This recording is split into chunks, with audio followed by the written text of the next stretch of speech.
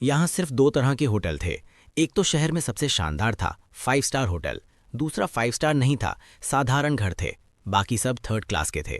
जूलेरिया hotel, जो देश के होटल्स में 100 प्लेस पर था। शेफ किचन में काम कर रहे थे।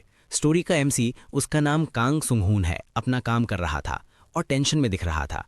प्लेटों में कटे हुए प्याज और गाजर रखे थे। गहरी सांस लेते हुए सुंगहून ने अपने माथे से पसीना पोंछा। तभी किसी ने उसे पुकारा। उसने पीछे मुड़कर देखा और कपड़े से हाथ पोंछे। उस आदमी ने उससे कहा कि वो उसकी जगह आने वाले कुकिंग सेमिनार में जाए और उसे एब्सेंट मार्क कर दे। जब उसने मना किया तो शेफ ने पूछा कि जब जूनियर को सेमिनार में जाना चाहिए तो सीनियर को क्यों जाना पड़ता है। लड़का शर्म से अपना सर खुजाते हुए मान गया।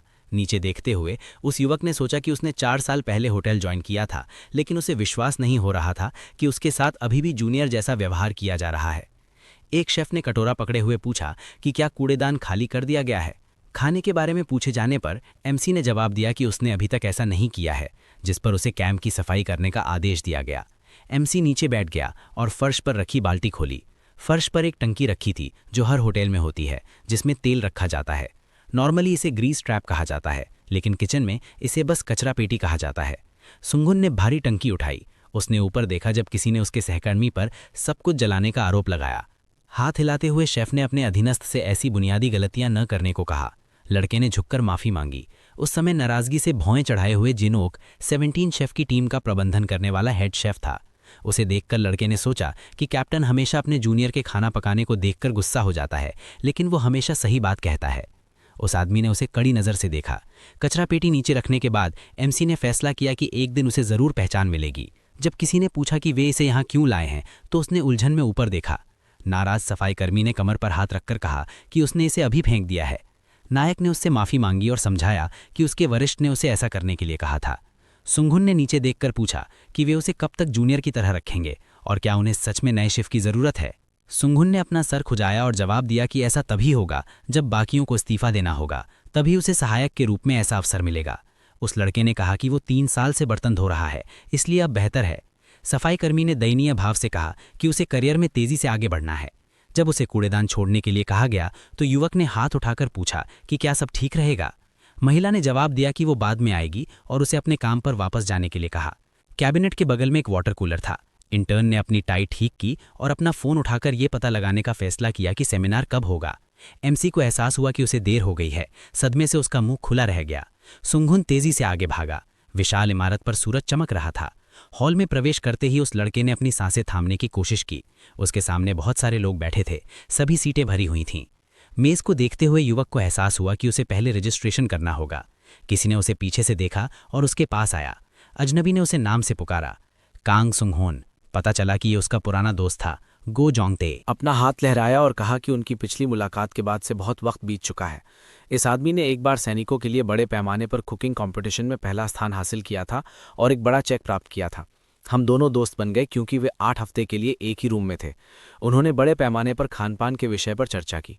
अपने दांत पीसते हुए एमसी को याद आया कि सप्लाई ट्रांसपोर्ट बटालियन के कमांडर ने हमेशा उसे अपने प्रयासों में रोक दिया, क्योंकि बड़े पैमाने पर खाना पकाने का मतलब था कि व्यंजन बनाना आसान था और सस्ते में। मुस्कुराते हुए एमसी ने अपने पुराने दोस्त के साथ हाथ मिलाने के बाद इन यादों को साइड कर दिया। उसने महसूस किया कि उसका दोस्त भी शेफ बन गया है। उस आदमी ने उसे बताया कि वो हिल्टन होटल में काम करता है। ये सुनकर सुंगहून ने आश्चर्य से अपनी भौएं मिठाई और उसे बधाई दी कि ये कुछ खास नहीं है, और पूछा कि उसके दोस्त क्या कर रहा है। शर्मिंदगी में एमसी ने गाल को खुजाया और जवाब दिया कि वो ज्वेलरिया नाम के एक छोटे से होटल में काम करता है। गोजोंग टाई ने अपना मुंह खोलकर पूछा कि क्या ये कोई फॉरेन होटल है। एमसी ने कहा कि उनका सीईओ कोरियन था, जो एक मध्यम आकार का सुविधा स्टोर चलाता था और अन्य चीज़ें। गोजोंग टाई ने सुझाव दिया कि वो छोड़ दे, क्योंकि वहाँ सीखने के लिए कुछ भी नहीं था। एक बिजनेस कार्ड देते हुए जोंगटाई ने सुझाव दिया कि वे एक दूसरे को कभी कभी फ़ोन करते हैं, क्योंकि उसके पास ऐसे कनेक्शन थे जो एमसी की मदद कर सकते थे। सुंगहून ने अपने दोस्त को धन्यवाद दिया। चलो सेमिनार में जाते हैं। जोंगटाई ने कहा कि उनके हेड शेफ आज नहीं आ सकते हैं, इसलिए वे वहां बैठ सकते हैं। युवक ने अपने सिर के पिछले हिस्से को खरोचा और हंस पड़ा जब उसके दोस्त ने पूछा कि क्या वो वास्तव में सिर्फ रजिस्टर करना चाहता है और घर जाना चाहता है। तो लोग एक बड़े सभागार में इकट्ठा होते हैं। किसी ने माइक्रोफोन की जांच शुरू की और कहा कि वे उन सभी को सूचित करना चाहेंगे जो सेमिनार में भाग लेंगे। इंटर्न ने पोडियम पर आदमी के चारों ओर देखा कि सेमिनार 5 मिनट में शुरू होगी और सभी को इकट्ठा होने के लिए कहा। सुंगहून ने जोंगटाई की ओर इशारा करते हुए एमसी ने कहा कि उसे वॉशरूम में जाने की जरूरत है। उसे फिर से देखें। सुंग सिंक में अपने हाथ धो रहा था। मिरर में प्रतिबिंब दिखाई दिया। उसने ऊपर देखा तो वो हिल गया जब उसके पीछे के आदमी ने कहा कि उन्होंने लंबे समय तक एक दूसरे को नहीं देखा था। कैंग सुंगहुन 8 साल पहले म्योंगडोंग होटल में इंटर्न कटिंग बोर्ड पर प्याज काट रहा था। अपनी आईब्रो चढ़ाए हुए कुक ने पूछा कि क्या ये वही है जिसे जिया भी लाया था। जवाब हाँ में था। जुंगिल वो मुस्कुराया और उसे ट्रेनिंग देने की पेशकश की। उसके साथी ने पूछा कि क्या ये इसके लायक होगा, क्योंकि उसे जल्द ही काम पर जाना होगा। उस आदमी ने अपना हाथ उठाया और कहा कि इसीलिए उन्हें उसे ट्रेनिंग देने की जरूरत है।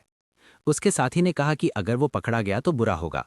कुक ने उसे चिंता ना करने को कहा और जाने से पहले सब कुछ तैयार करने का वादा किया। एमसी मुस्कुराया। रात हो गई थी। होटल के ऊपर तारे चमक रहे थे। टेबल पर प्याज का पहाड़ था। सुंघुन जोर से मुस्कुराया और पूछा कि उसे क्या करना है। जुंगिल्वो ने नाराजगी से तेवर चढ़ाए और उसे कल नाश्ते से पहले ये सारी प्याज काटने का ऑर्डर दिया। उस आदमी ने पूछा कि क्या उसे सच में अकेले काम करना है। बाहर जाते हुए जुंगिल्वो ने पूछा कि क्या उसे काम दोहराना चाहिए। सुंघुन ने कुछ कहने के लिए हाथ उठाया, लेकिन दरवाजा बंद होने की आवाज आई। होटल के ऊपर तेज धूप चमक रही थी। किसी ने ट्रेनी के पेट में पंच मारा। वो जमीन पर गिर गया। कुक ने पूछा कि नाश्ते से पहले उसे क्या करना था। प्याज के ढेर की ओर इशारा करते हुए इल्वो ने पूछा कि अभी तक सारी सब्जियां क्यों नहीं काटी गई। पेट पकड़कर एमसी ने जवाब दिया कि उसे ये अकेले नहीं करना चाहिए, क्योंकि ऐसी चीजों के लिए कम से कम 4 लोग चाहिए होते हैं। कॉलर पकड़कर जुंगिल्वो ने पूछा कि क्या कोई उसकी मदद करने वाला था। अपने जूनियर को लात मारते हुए कुक ने कहा कि वो रुककर रात भर में सब कुछ कर सकता था। अपनी आईब्रो चढ़ाए हुए उसके साथी ने पूछा कि क्या लड़के को सच में लगता है कि उसे सब कुछ पता है, अगर वो यहाँ जान पहचान से आया है, और उसे सब कुछ ठीक से करने का ऑर्डर दिया। सुंघुन ने पूछा उन्हें असल में क्या पसंद नहीं आया। इल्वो ने अपने पैर घुमाया। लड़के ने अपने हाथों से अपना चेहरा ढक लिया और तभी उसकी मुश्किलें शुरू हुई। उसे स्पून से सिर पर मारा गया। हर छोटी गलती के लिए सजा दी गई। उसके पीछे प्याज का ढेर पड़ा था जिसे काटना था। धीरे धीरे सजाएं और भी बेमतलब होती गईं। 3 महीने बुली के बाद उस नौजवान ने अपने होंठ सिकोड़े और महसूस किया कि वो धीरे धीरे अपना जोश खो रहा है। इंटर्न ने चाकू से बोर्ड पर वार किया और म्योंगडोंग होटल छोड़ने का फैसला किया। खुद से वादा किया कि शेफ बनने के बारे में भूल जाएगा। अपनी यूनिफॉर्म टेबल पर छोड़कर एमसी कमरे से बाहर निकल गया। एक वादा जिसे वो पूरा नहीं कर सका क्योंकि उसके पिता की मौत हो गई थी। दोनों रेस्टरूम में एक दूसरे को देख रहे थे। जुंगिल्वो मुस्कुराया और पूछा कि उसकी नज़र में इतनी नफरत क्यों थी और क्या उसका पुराना साथी अभी भी शेफ होने का नाटक कर रहा था। सुंघुन ने अपने होंठ सिकोड़े और चुप रहा। उसकी नज़र गुस्से वाली थी और इल्वो ने सोचा कि उसका पुराना जान पहचान वाला किसी तीसरे दर्जे के होटल में काम करता है जिसे पहचाना नहीं जा सकता। रेस्टरूम में घुसते हुए गो जोंग तेई ने उसे रुकने को कहा। उसने पूछा कि म्योंगडोंग होटल कैसा चल रहा है, और जुंगिल्वो ने पीछे मुड़कर देखा।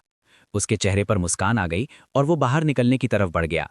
शेफ ने अपने दोस्त के कंधों पर हाथ रखकर ईमानदारी से माफी मांगी। जोंगटेई ने पूछा कि क्या सब ठीक है, क्योंकि सेमिनार लगभग खत्म हो गया था और वो अभी तक नहीं आया था। उसने अपनी आंखें बंद कर लीं। एमसी ने जवाब दिया कि सब ठीक है और उससे कहा कि वो इसकी चिंता ना करे। एक आदमी स्टेज पर खड़ा हो गया। एमसी हॉल में बैठा था और उसकी बात सुन रहा था। स्पीकर ने उनके समय के लिए उन्हें धन्यवाद दिया और मेन टॉपिक पर जाने का फैसला किया। उसके पीछे स्क्रीन पर द मिशेलिन गाइड दिखाई दी। उस आदमी ने कहा कि गाइड कोरिया में पब्लिश होना शुरू हो गया है और कहा कि उसे बहुत दुख है कि ऐसा हुआ। इंटर्न ने अपनी आईब्रो उठाई। स्पीकर ने पूछा कि उनके देश पर एक विदेशी कुकिंग मैगजीन का असर क्यों पड़ना चाहिए, ना कि उनके अपने देश का। स्पीकर ने हाथ उठाते हुए घोषणा की कि इस इवेंट के सिलसिले में वे कोरियन होटल्स को उनके कोरियन खाने के आधार पर रेट करना शुरू करेंगे। सुंघुन हैरानी से अपना मुंह खोला। ऑडियंस को समझ नहीं आया कि वो किस बारे में बात कर रहा है, क्योंकि कुछ नए नियम के आने की उम्मीद थी और बस वही हुआ। जोंगटे एमसी की तरफ झुककर कहा कि वे मजाक नहीं कर रहे हैं। सुंघुन सहमत हो गया और सुझाव दिया कि सभी मास्टर शेफ पागल होना शुरू कर देंगे। बगल की तरफ देखने पर एमसी को याद आया कि टूरिज्म प्रमोशन एजेंसीज ने पहले ही उनके होटल को रेट करा हुआ है। उसे एहसास हुआ कि किचन को भी रेट किया जाएगा। कमरे में चारों ओर देखते हुए स्पीकर ने यकीन के साथ कहा कि कुछ लोग इस रेटिंग पर विश्वास नहीं करेंगे, इसीलिए वे पूरी प्रक्रिया को केजीसीज के चैनल पर ब्रॉडकास्ट करेंगे। स्क्रीन की ओर इशारा करते हुए एमसी ने कहा कि रिजल्ट टीवी पर भी दिखाए जाएंगे। आईब्रो चढ़ाते हुए एमसी को एहसास हुआ कि दूसरे शब्दों में ये कुकिंग कॉन्टेस्ट की अनाउंसमेंट थी। ये इस सीरीज का फर्स्ट पार्ट था। इसके बाद से स्टोरी और भी इंटरेस्टिंग होने वाली है, क्योंकि अब कुकिंग कंपटीशन स्टार्ट होने वाला है और हमारे एमसी के पास एक यूनिक स्किल है जो आपको आगे पता लगेगी। और वाइफू भी तो आने वाली है। मिलते हैं नेक्स्ट पार्ट में। Till then bye bye.